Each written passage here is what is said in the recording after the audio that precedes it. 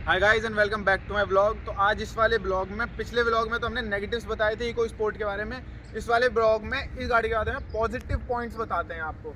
लेकिन उसे बताने से पहले आपको जरा पिछले वाले जो हमारा ब्लॉग था उसमें कुछ लोगों के डाउट्स रह गए थे, तो उन्हें क्लियर कर देता हूँ मैं एक एक करके। तो पहला पॉइंट जो डाउट था लोगों को वो था ए पिलर थिक के बारे में। मैंने कहा था ए पिलर थिक है, विजिबिलिटी कम होती है। तो ये बात तो ठीक है, विजिबिलिटी कम होती है, लेकिन आप ड्राइविंग करते वक्त आप इधर उधर होकर थोड़ा बहुत एडजस्ट कर सकते हैं। ए पिलर से सेफ्टी भी होती है, तो इस करके मैंने बोला था कि अगर उसे ए पिलर को एडजस्ट कर सकती है कंपनी तो कर दे, इंसान को इधर उधर होकर नहीं देखना पड़ेगा ड्राइवर को जो है। अब नेक्स्ट पॉइंट के बारे में बात करता हूँ। सनरूफ के बारे में मैंने बोला था स्मॉल है। बहुत से लोगों ने बोला छोटी गाड़ी है, स्मॉल तो होगी। ठीक है भाई, छोटी गाड़ी है, लेकिन हल्का सा बढ़ा देंगे तो थोड़ा सा स्पेशियस लगेगी सनरूफ। मैं ये नहीं कह रहा आपके लिए निकलने के लिए ही है सनरूफ, लेकिन थोड़ी सी बड़ी होती है, अच्छी लगती है। मैं नहीं कहता कि बिल्कुल आप पैनोरामिक दे दीजिए, लेकिन थोड़ा सा तो बढ़ा सकती है गाड़ी। तो सेकंड पॉइंट ये था। तो नेक्स्ट पॉइंट पे ये डाउट था कि इको स्पोर्ट का जो टच स्क्रीन है या फिर इंफोटेनमेंट सिस्टम है वो सबसे बेस्ट है सेगमेंट में। तो मेरा ही मानना है सबसे बेस्ट है, बहुत ज़्यादा फ्लूइड है। लेकिन हल्का सा जो वो लैग आ रहा है वो फोर्ड जो है उसे ओवर देयर अपडेट्स में ठीक कर सकती है। ओटी अपडेट जिसे कहते हैं, क्योंकि इंटरनेट से कनेक्ट हो जाती है हमारा ये वाला सिस्टम सिंक 3, तो वो उससे अपडेट से रिजॉल्व हो सकता है। बाकी जिन लोगों को ये डाउट था कि इको स्पोर्ट पे आपने ये कह दिया, तो ऐसा नहीं है। इको स्पोर्ट की टच स्क्रीन बेस्ट है सेगमेंट में, लेकिन हल्का सा लैग कर रही थी तो वो मैंने बता दिया। फ़ोन वोन करते में थोड़ी प्रॉब्लम हो रही है, वो अपडेट से सॉल्व हो जाएगी। तो जो नेक्स्ट पॉइंट था जिसमें डाउट था वो था हार्ड क्लच के बारे में। ऐसा होता है कि जैसे मैं भी पहले मारुति ड्राइव करता था या फिर जो भी Hyundai ड्राइव करता था, वो उन कार से शिफ्ट होगा ना फोर्ड में तो ही प्रॉब्लम आएगी। अगर आप पहले फोर्ड चला चुके हैं या फिर आप वोक्सवैगन चला चुके हैं तो उनकी क्लच होती है, थोड़ी हैवी होती है। मैं ये नहीं कह रहा कि ये वाली गाड़ी मत लीजिए इस पॉइंट से। यही ऐसा पॉइंट नहीं है कि इस वजह से आप इस गाड़ी को, डील ब्रेकर नहीं है कि इस गाड़ी को आप छोड़ दें। तो आपको जैसे जैसे आप गाड़ी चलाएंगे ना आपको आदत हो जाएगी। ऐसा नहीं है कि आपके पैरों में दर्द हो जाएगा या जो भी है, वो स्टार्टिंग में फील होता है। अगर आप पहले बहुत ज़्यादा सॉफ्ट क्लच चला के आप इको स्पोर्ट ड्राइव करने आते हैं तो 2 महीने में, मैक्सिमम 2 महीने का टाइम बता रहा हूँ, उसमें आपका जो है स्टेबल हो जाएगा सब चीज़, आपको आदत पड़ जाएगी। तो अभी तो मैंने आपको पिछली वाली वीडियोस के डाउट क्लियर कर चुका हूँ, जो कि मुझे लग रहा था कि करने चाहिए, आप लोगों को डाउट क्लियर करने चाहिए। वो वाले टॉपिक में मैं बात कर चुका। अब बात करते हैं इस वीडियो के लिए, जो ये वाली वीडियो हम शूट करने जा रहे हैं, ये जा रहे हैं पॉजिटिव्स के बारे में। इको स्पोर्ट की पॉजिटिव के बारे में बात कर लेते हैं। तो चलिए शुरू करते हैं। तो सबसे पहले पॉजिटिव्स के बारे में बात कर लेते हैं, जो कि मुझे लगता है। तो आप देख रहे होंगे HID जली हुई है इसकी। बाकी मैं सब गाड़ियों के बारे में कंपेयर नहीं कर रहा, सिर्फ अपनी इको स्पोर्ट से ही कंपेयर करूंगा बाकी मॉडल से। और इको स्पोर्ट क्यों लेनी चाहिए वो पॉजिटिव्स बता रहा हूँ मैं आपको सिर्फ। तो मुझे अच्छा लगता है ये HID जल रही है इसकी। अब HID जल रही है, लो बीम जल रही है, ये हाई बीम में कन्वर्ट नहीं होती है। अब आप हाई बीम जलाएंगे तो वो हाई बीम भी जलेगी और HID भी जलेंगी, मतलब हाई बीम और लो बीम दोनों एक साथ जलेंगी। तो विजिबिलिटी जो है ना इम्प्रूव हो जाती है, जो सड़क पे हमारा दिखने का है वो इम्प्रूव हो जाता है। उसके लिए अगर आपको वीडियो देखनी है तो इधर की तरफ मैं लिंक डाल दूंगा आई कार्ड में, उसमें जाके देख लीजिए। मैंने इको स्पोर्ट नाइट लाइफ बनाई हुई है वीडियो, तो वो इधर लिंक आ जाएगी। तो ये तो बात हो गई HID के बारे में। अब हेडलाइट्स की बात कर रहे हैं सबकी, तो सारी लाइट्स के बारे में मैं आपको बात कर लेता हूँ। ये फॉग लैंप्स जली हुई है ना, तो इसकी भी वीडियो की लिंक मैं आपको कार्ड में दे दूंगा, जो कि इधर की तरफ आ रही होगी। नाइट लाइफ के बारे में बताइए। अब इसमें क्या है हल्का सा बता देता हूँ कि बाकी गाड़ियों में क्या होता है, सामने की तरफ को थ्रो होता है इनका, लेकिन इसका जो मुझे पता है वो थोड़ा सा इधर की तरफ भी थ्रो होता है। वो क्या कॉर्नरिंग में हेल्प करता है। आप पहाड़ों पे जा रहे हैं, ब्लाइंड स्पॉट क्रिएट नहीं होता रात के समय में, इधर की भी विजिबिलिटी बढ़ जाती है। तो वो आप जाके देख लीजिए, नाइट लाइफ वाली वीडियो आ रही होगी। तो इको स्पोर्ट की लाइट्स के बारे में बात कर ही रहा हूँ तो बात कर लेता हूँ एम्बिएंट लाइट। एक तो इधर की तरफ फुटवेल की तरफ जो दोनों लाइट जलती हैं वो भी आप देख सकते हैं। अभी दिन हो रहा है, मैं दिखा नहीं सकता, लेकिन नाइट लाइफ वाली वीडियो जाकर देखिए, आपको उसमें पता चल जाएगा। और जो इसके हर एक बटन है ना, उसमें आपको एम्बिएंट लाइट मिल जाएगी, मतलब उन बटन के अंदर आपको लाइट मिल जाएगी रात में, जिससे कि विजिबिलिटी इंप्रूव होती है। देखना, ढूंढना नहीं पड़ता कौन सा बटन कहाँ पर है। जितने भी कंट्रोल्स है सबके अंदर लाइट मिल जाएगी, यहाँ तक कि पीछे वाली पावर विंडो है उनमें भी आपको लाइट्स मिल जाएगी। तो वो जाके आप देख सकते हैं। आपको पूरी डिटेल इन्फॉर्मेशन चाहिए उस लाइट के बारे में, तो वो जाके नाइट लाइफ वाली वीडियो देख लीजिए। अब आ जाते हैं नेक्स्ट वाले पॉइंट पे। तो हम नेक्स्ट पॉजिटिव के बारे में बात कर लेते हैं, जो कि इस गाड़ी में सबसे अच्छी है पूरे सेगमेंट में। उसको मैं कह सकता हूँ कि और किसी गाड़ी में नहीं आती है, तो वो है पैसिव एंट्री। प्रॉपर या फिर ट्रू कीलेस एंट्री जिसे कह सकते हैं ना, वो है इसमें। गाड़ी के ग्रैब हैंडल को ग्रैब करेंगे आप, गाड़ी अनलॉक हो जाएगी। सिर्फ यहाँ पे टच करना पड़ेगा, गाड़ी लॉक हो जाएगी। और गाड़ियों की तरह नहीं है बटन से खोलना पड़ रहा है रिमोट से, या फिर आपको यहाँ पे एक बटन प्रेस करना पड़ रहा है। सिर्फ सिंपली आप गाड़ी को जाके होल्ड कीजिए, गाड़ी खुल जाएगी। गाड़ी को बंद करना है, सिंपली यहाँ पे टच कर दीजिए, यहाँ पर टच कर देंगे आप तो गाड़ी लॉक हो जाएगी। जैसे ये हो गई गाड़ी लॉक। और किसी गाड़ी में नहीं आता, या तो आपको बटन से लॉक करनी पड़ेगी या फिर यहाँ पे एक बटन होता है उसे प्रेस करना पड़ेगा, और वो भी सिर्फ ड्राइवर साइड में आता है, को पैसेंजर साइड नहीं आता। इस गाड़ी में क्या आपको दोनों तरफ मिलेगा। की निकालने की ज़रूरत नहीं है, पॉकेट में रखिए, आप अंदर बाहर जो भी करना है आप कर सकते हैं।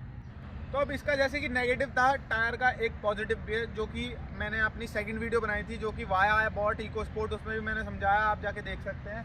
बाकी थोड़ा सा ब्रीफ कर देता हूँ मैं कि इस टायर को अगर हमारी किसी टायर में पंचर होता है तो आपको अंदर से निकालने की ज़रूरत नहीं है, अंदर का सामान सारा बाहर नहीं करना पड़ेगा, आप बाहर से ही इसका ऑपरेशन कर सकते हैं, ऑपरेट कर सकते हैं टायर को। और एक चीज़ बूट के बारे में बता देता हूँ मैं आपको, इधर की तरफ आओ भैया। तो अगर आपके बूट में कुछ सामान ऐसा रखा है तो हल्का सा बाहर निकल रहा है, तो इसमें एक अंदर की तरफ को स्पेस मिल जाता है, तो ये अंदर की तरफ वो सामान आपका इजीली आ सकता है, आपको ज़्यादा एडजस्टमेंट करने की ज़रूरत नहीं पड़ेगी। ये पूरा फ्लैट नहीं है, इसमें थोड़ा सा स्पेस है, तो आप उसे भी एडजस्ट कर सकते हैं। तो अब नेक्स्ट पॉजिटिव के बारे में बात कर लेते हैं, जो कि मुझे लगता है इको स्पोर्ट में सबसे अच्छा है। मैं ये नहीं कहता किसी भी गाड़ी में नहीं आता, किसी गाड़ी में आता है, लेकिन ज़्यादातर गाड़ियों में इस रेंज में नहीं आता है। एसयूवी की बात अगर मैं करूँ, कॉम्पैक्ट एसयूवी की, तो स्टीयरिंग का जो एडजस्टमेंट है ना, आपको टिल्ट मिल जाएगा एक, और टेलीस्कोपिक भी मिल जाएगा। आप गाड़ी में पीछे बैठ के चला रहे हैं, आगे बैठ के चला रहे हैं, उस हिसाब से अपनी रीच को एडजस्ट कर सकते हैं स्टीयरिंग की। तो अब चलते हैं नेक्स्ट पॉइंट के बारे में। तो अब नेक्स्ट पॉइंट के बारे में बात कर लेता हूं, जो कि मुझे लगता है इको स्पोर्ट में पॉजिटिव है। एक तो आप सामने देख रहे होंगे इंस्ट्रूमेंट क्लस्टर, लेफ्ट में आपको टैकोमीटर मिल जाता है, राइट में आपको स्पीडोमीटर मिल जाता है, और बीच में आपको MID मिल जाती है। और जो फ्यूल गॉजेस भी जो हैं दिए गए हैं, और टेम्परेचर का गॉज भी दिया गया है, वो भी आपको सब एनालॉग मिल जाएगा, डिजिटल नहीं है। डिजिटल सिर्फ आपको MID मिलेगी। बहुत सी गाड़ियों में क्या आधी डिजिटल दे दिया गया, आधा MID दे दिया गया, तो वो क्या मैसी लगता है। अब इसमें क्या है, आपको नीट और क्लीन दिखी है हर चीज़, नंबर्स पूरे बड़े बड़े दिए गए हैं, ईजिली आप देख सकते हैं। और डिजिटल भी आप देख सकते हैं, स्पीड आपकी कितनी चल रही है गाड़ी की, वो आपको डिजिटल भी स्पीडोमीटर आ जाएगा, और ईजिली आप देख सकते हैं। ये नहीं कोने में हल्का सा दे दिया गया, जैसे नेक्सॉन में दिया गया, बहुत यहाँ पे अजीब सा लगता है, उसमें आपको पता नहीं चल पाएगा कि क्या चल रहा है। इसमें ईजिली आप देख सकते हैं कि कितने RPM पे गाड़ी चल रही है, और इधर भी आपका स्पीडोमीटर पे आप इजीली देख सकते हैं। कंफ्यूजन क्रिएट नहीं होता, नीट एंड क्लीन लगता है मुझे इस सेगमेंट की सभी गाड़ियों में सबसे ज़्यादा नीट एंड क्लीन मुझे इको स्पोर्ट का लगा। और आपको नाइट लाइफ वाली वीडियो देख लीजिएगा, इसकी जो लाइटिंग है वो कम ज़्यादा हो जाती है, मतलब जो अभी इसके अंदर से लाइट्स निकल रही हैं वो कम ज़्यादा हो जाती है। एक बटन दिया गया है इधर की तरफ, आप उससे, ये वाले बटन दिए गए हैं, आप इससे एडजस्ट कर सकते हैं। तो एक पॉजिटिव ये था। अब बात करते हैं नेक्स्ट पॉजिटिव की। इंफोटेनमेंट सिस्टम की बात कर लेते हैं। ये मुझे इसका सबसे बड़ा पॉजिटिव लगता है। बाकी गाड़ियों में, किसी भी इस सेगमेंट की गाड़ी में, कॉम्पैक्ट एसयूवी में इतना अच्छा इंफोटेनमेंट सिस्टम नहीं मिलेगा आपको, अजीब से मिलते हैं। इसका जो यूज़र इंटरफेस है ना, वो भी बहुत सिंपल है, ईजी टू यूज़ है। ऑडियो सीधा सामने सिंपल सा दिख रहा है। बाकी गाड़ियों में क्या है, मैसी है। जैसे कि मैंने अभी बताया आपको, इंस्ट्रूमेंट क्लस्टर मैसी है गाड़ियों में, ये भी मैसी है। इसमें बहुत ज़्यादा ईजी है, आप ईजिली ऑपरेट कर सकते हैं चीज़ों को, इजीली किधर भी जा सकते हैं। और सबसे बड़ी बात कि स्क्रीन दी गई है टच, और उसके साथ में नॉब्स भी दिए गए हैं, आप ये भी एडजस्ट कर सकते हैं। बटन्स भी दिए गए हैं फिजिकल। आजकल क्या हो रहा है कि सिर्फ डिजिटल बटन्स दे देते हैं, ये फिजिकल बटन्स नहीं देते हैं। कभी कभी क्या होता है, हम ड्राइविंग कर रहे हैं और एकदम से होता है कि आवाज़ कम करनी है, तो बटन्स पे हाथ नहीं जाता है, कभी कभी दिमाग में से निकल जाता है, आदत नहीं है। इसकी आदत हमें बचपन से है, तो एकदम से इस पर हाथ जाता है, तो आप इससे वॉल्यूम कम कर सकते हैं। ये नहीं कि आप इसमें जाके ढूंढें और कहाँ है उसे स्लाइड करें, जब जाके आपकी वॉल्यूम कम होगी। तो ये भी एक प्लस पॉइंट है इको स्पोर्ट में। तो अब नेक्स्ट पॉजिटिव के बारे में बात करता हूँ। ये पॉजिटिव इस गाड़ी का सबसे बड़ा यूज़र सेलिंग पॉइंट है। जो भी गाड़ी लेता है ना, वो इको स्पोर्ट को इसलिए चूज़ करता है कि इस गाड़ी की हैंडलिंग सबसे बढ़िया है। इस गाड़ी के स्टीयरिंग फीडबैक, इस गाड़ी की हैंडलिंग और इस गाड़ी की हाई स्पीड स्टेबिलिटी सबसे ज़्यादा अच्छी मिलेगी पूरे सेगमेंट में। यहाँ की सस्ती भी ले लें और थोड़ी सी महंगी गाड़ियाँ भी ले लें आप, 20 लाख तक की भी, उसमें भी इसके जैसी हैंडलिंग आपको किसी में नहीं मिलेगी। यहाँ तक की गाड़ी की हाइट ऊँची है, करीब आपको सेल्टोस, क्रेटा से भी ऊंची मिल जाएगी इसकी जो हाइट है, तब भी इसकी स्टेबिलिटी बहुत ज़्यादा है। हाई स्पीड पे चलेंगे तब भी आपको डर फील नहीं होगा। और दूसरी बात करें कि जो इसके शॉक एब्जॉर्बर्स हैं, सस्पेंशन जो हैं, बहुत से लोग कहते हैं स्टिफ हैं, वो स्टिफ इसलिए दिए गए हैं कंपनी ने कि हाई स्पीड में स्टेबिलिटी बनी रहे। अब लोग कहेंगे स्लो स्पीड में झटके लगते हैं, स्लो स्पीड में गड्ढे फील होते हैं, तो देखिए स्लो स्पीड के गड्ढे आप झेल सकते हैं, लेकिन हाई स्पीड में अगर आपकी गाड़ी टेढ़ी मेढ़ी हो जाती है या फिर बम्प करती है या फिर ट्रैवल सस्पेंशन का ज़्यादा है, तो वो ज़्यादा आपका खतरनाक होगा। यहाँ की छोटे छोटे गड्ढे आ रहे हैं वो आप झेल सकते हैं, लेकिन हाई स्पीड स्टेबिलिटी सबसे ज़्यादा मैटर करती है। तो स्टेबिलिटी की वजह से इको स्पोर्ट सबसे ज़्यादा बिकती है। इको स्पोर्ट लोग चुनते ही हैं कि इको स्पोर्ट की स्टेबिलिटी सबसे अच्छी है। तो नेक्स्ट पॉइंट की बात कर लेता हूँ इसी में। इको स्पोर्ट का जो सिटिंग पोस्चर है ना, वो आपको एक एसयूवी वाली फील देगा। बहुत सी गाड़ियों में, जैसे मैंने एक्सयूवी भी ड्राइव करी थी, उसमें सिटिंग पोस्चर हाई है, नेक्सॉन में ड्राइव की थी। नेक्सॉन में मुझे लगता नहीं था इतना, मैंने ड्राइव करके देखी थी कि उसमें सीटिंग पोस्चर ऐसा होगा कि मैं एक एसयूवी ड्राइव कर रहा हूँ। इसमें आप हाइट तो एडजस्ट कर सकते हैं, लेकिन गाड़ी को जब चलाते हैं तो ऐसा लगता है कि आप एक एसयूवी में बैठे हैं। वेन्यू में बैठेंगे आपको थोड़ा दबा दबा सा लगेगा, बहुत सी गाड़ियाँ हैं उसमें दबा दबा लगेगा, ये भी इसका एक प्लस पॉइंट है। आप गाड़ी में बैठेंगे तो कमांडिंग पोजीशन आपको लगेगी। और स्टीयरिंग फीडबैक जो कि इसका अच्छा है, तो उसके बाद आप इसे इधर घुमाएं अपने हाथ में है गाड़ी, आपको ऐसा ही लगेगा कि मेरे हाथ में से गाड़ी निकल रही है। तो अब बात करते हैं नेक्स्ट पॉइंट की। तो अब एक और पॉजिटिव के बारे में बात कर लेता हूँ मैं, जो कि इस गाड़ी का एसी है। पीछे की तरफ इसमें रियर सीट की तरफ वेंट्स नहीं दिए गए हैं, लेकिन उसको कंपनसेट करने के लिए इको स्पोर्ट में फोर्ड ने 1.5 टन का एसी दिया गया है, जो कि आपको इस सेगमेंट की किसी भी कार में नहीं मिलेगा। इसकी एसी परफॉर्मेंस सेगमेंट बेस्ट है, जैसे कि इसकी स्टेबिलिटी हैंडलिंग सेगमेंट बेस्ट है, ऐसे ही इसकी एसी परफॉर्मेंस सेगमेंट बेस्ट है। उसके लिए आपको वेट करने की ज़रूरत नहीं है। इको स्पोर्ट एसी अच्छा चाहिए तो इको स्पोर्ट पर जाइए, सीधी सीधी सिंपल सी बात है। और हैंडलिंग अच्छी चाहिए, इको स्पोर्ट पर जाइए। तो अब करते हैं नेक्स्ट पॉइंट की बात।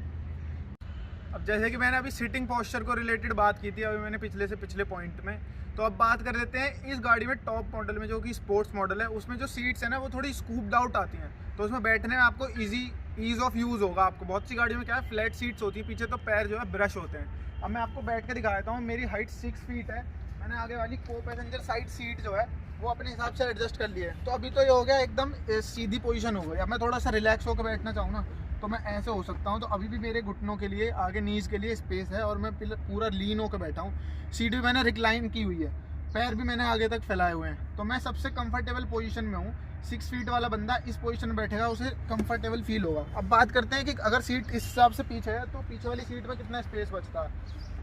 तो पीछे वाली सीट में पहुँच गया। अब मैं एकदम अपराइट बैठा हूँ सीधा। अब लोग कहेंगे थोड़ा सा कंफर्टेबल में बैठना है, तो और आगे हो जाता हूँ मैं। ये देखिए अभी भी मेरे पास में इतनी स्पेस बची हुई है जितनी कि आगे बची हुई थी, इतनी ही स्पेस यहाँ पे बची हुई है। 6 फीट मेरी हाइट है, उस हिसाब से मैंने इसे एडजस्ट की हुई है, उस हिसाब से ही मैं पीछे बैठ गया हूँ। अभी भी पीछे होकर बैठना चाहूँ तो हो सकता हूँ, लेकिन मैं पूरी एकदम कंफर्टेबल पोजीशन में बैठ चुका हूँ। स्कूप्ड आउट सीट्स हैं, इसमें क्या है आपके जो नीज है ना ये ब्रश नहीं होंगी। बहुत सी गाड़ी में क्या है ये सीधा दे देते हैं, तो नी ना यहाँ पे टच होती हैं। तो इको स्पोर्ट में लोग वहाँ कहते हैं स्पेस कम है, मुझे स्पेस कम नहीं लगता है। 4 लोगों के लिए सफिशिएंट स्पेस है और 4 लोगों के लिए ही गाड़ी बनाई जाती है, जो कि सब 4 मीटर बनाई जाती है। अगर आपको उससे ज़्यादा लोग बिठाने हैं तो आप 7 सीटर या 8 सीटर या 6 सीटर जो भी आती हैं आप उनमें जा सकते हैं। 4 लोगों के लिए है, आप इसमें ईजिली बैठ सकते हैं, कोई भी आपको परेशानी नहीं होगी ट्रैवल करने में। तो एक और पॉजिटिव पॉइंट के बारे में बात कर लेते हैं, जो कि मोस्ट इंपॉर्टेंट है। इको स्पोर्ट आप लेंगे तो आपको डीजल इंजन के बारे में बात करता हूं, क्योंकि पेट्रोल इंजन तो ज़्यादातर अब खैर अब आने लग गए हैं टर्बो में, लेकिन डीजल इंजन जो है हर एक गाड़ी का आपको टर्बो में ही मिलेगा। तो इको स्पोर्ट के डीजल इंजन में आपको टर्बो लैग फील करने को नहीं मिलेगा। अगर आपको मिलेगा भी तो वो बहुत ही मिनिमल मिलेगा। जो बाकी गाड़ियाँ हैं उनमें टर्बो लैग एविडेंट है। जैसे अब मैंने नेक्सॉन ड्राइव करी थी, तो उसमें क्या होता है कि स्टार्टिंग में आप जब पुल करेंगे गाड़ी को तो लीनियर चलेगी, एकदम से आपको एकदम से बूस्ट मिलेगा, चलती जाएगी एकदम से बूस्ट मिलेगा। ऐसे ही एक्सयूवी में भी है। एक्सयूवी का मैंने पेट्रोल वर्जन ड्राइव किया था, 1.2 टर्बो पेट्रोल जो है वो ड्राइव किया था, तो उसमें क्या है उसमें भी ये चलेगी और एकदम से आपको टर्बो मिलेगा। इको स्पोर्ट में क्या है आपको टर्बो लैग नहीं मिलेगा, स्टार्टिंग से आपको चलेगी स्टार्टिंग से ही तेज चलना शुरू होगी और फिर और तेज हो जाएगी। और गाड़ियों में क्या है टर्बो लैग आपको देखने को मिलेगा 101%। किसी में थोड़ा सा मिलेगा, किसी में ज़्यादा मिलेगा, लेकिन इको स्पोर्ट में वो आपको बहुत ही ज़्यादा मिनिमल मिलेगा। क्योंकि टर्बो रहता तो टर्बो लैग हल्का सा आपको देखने को मिलेगा ही ज़्यादातर गाड़ियों में। इको स्पोर्ट में वो सबसे ज़्यादा कम मिलेगा आपको। जो सेगमेंट की गाड़ियाँ इको स्पोर्ट में आपको टर्बो लैग उनमें सबसे कम देखने को मिलेगा। तो ये भी एक पॉजिटिव पॉइंट था इको स्पोर्ट का, जो कि हमने इसमें बात कर ली है। तो ये था मेरी तरफ से पॉजिटिव, जितने ही मुझे लगे मैं आपको इस वाले व्लॉग में समझा चुका हूँ। अगर उसके बाद भी कुछ पॉजिटिव्स रह गए हों तो प्लीज़ कमेंट्स में लिख दीजिए। कभी कभी हम भी भूल जाते हैं, आप बता सकते हैं पॉजिटिव्स के बारे में जो मैं भूल चुका हूँ। और अगर नेगेटिव्स के बारे में देखना है तो इधर की तरफ लिंक आ रहा होगा, आप पिछला वाला वीडियो जाके देख सकते हैं, डिस्क्रिप्शन में भी आपको लिंक मिल जाएगा। उसके जितने भी डाउट थे मैं इस ब्लॉग के स्टार्टिंग में समझा चुका हूँ, वो भी आप दोबारा से जाकर देख सकते हैं अगर कोई डाउट रह जाता है तो। बाकी हम नेक्स्ट ब्लॉग में मिलेंगे आपसे कोई नई गाड़ी के साथ या फिर किसी नए टॉपिक के साथ मिलेंगे। तब तक के लिए घर में शांति बनाए रखें, माँ बाप से तहजीब तमीज़ में बात करें, ऊंची आवाज़ में बात ना करें। मिलते हैं नेक्स्ट ब्लॉग में, तब तक के लिए tata bye bye and peace out.